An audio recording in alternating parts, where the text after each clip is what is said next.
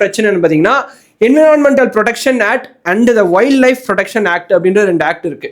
இந்த 2 ஆக்ட் பிரகாரம் ஒரு குறிப்பிட்ட லிமிட்குள்ள ஒரு ஆறு இருக்கு இல்லை ஒரு காடு இருக்கு அப்படின்னா ஒரு குறிப்பிட்ட லிமிட்குள்ள ஒரு இண்டஸ்ட்ரீஸோ இல்லை ஒரு கவர்மெண்ட் பெரிய அஃபெக்டிங் ப்ராஜெக்ட்ஸோ இதெல்லாம் வரக்கூடாது அப்படின்ற மாதிரி இருக்கு. ஸோ அந்த மாதிரி நம்ம போகும்போது கவர்மெண்ட்டு இந்த மாதிரி அசஸ்மெண்ட்ஸு கம்ப்ளைண்ட்ஸ் எல்லாத்தையும் கிளியர் பண்ணால் மட்டும்தான் அடுத்தடுத்த அப்ரூவல் கிடைக்கும். இது எல்லாமே லீகல் அண்ட் ரெகுலேட்டரி இஷ்யூஸ் அப்படின்றது நிறைய அங்கே இருக்குது அப்படின்னு சொல்லப்படுது. ஸோ இதை தவிர்த்து டெக்னிக்கல் விஷயம் பரந்தூர் மாதிரி ஒரு பயங்கரமான இப்படி நீர்நிலைகள், அது மட்டும் இல்லாமல் ஒரு இயற்கையாக இருக்க ஒரு ஏரியாவில் காற்று அதிகமாக இருக்கும்.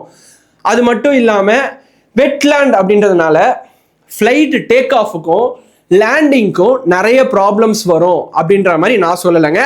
டெக்னிக்கலாக பைலட் ஆஸ்பெக்ட்ஸ்லேருந்து நிறைய சயின்டிஸ்ட் சொல்லியிருக்காங்க. ஸோ இது எல்லாமே நடந்துட்டு இருக்கு பேரலா. என்னென்ன நடக்குது அப்படின்ற ஒரு டீட்டெயிலான விஷயம் சொல்லிட்டேன்.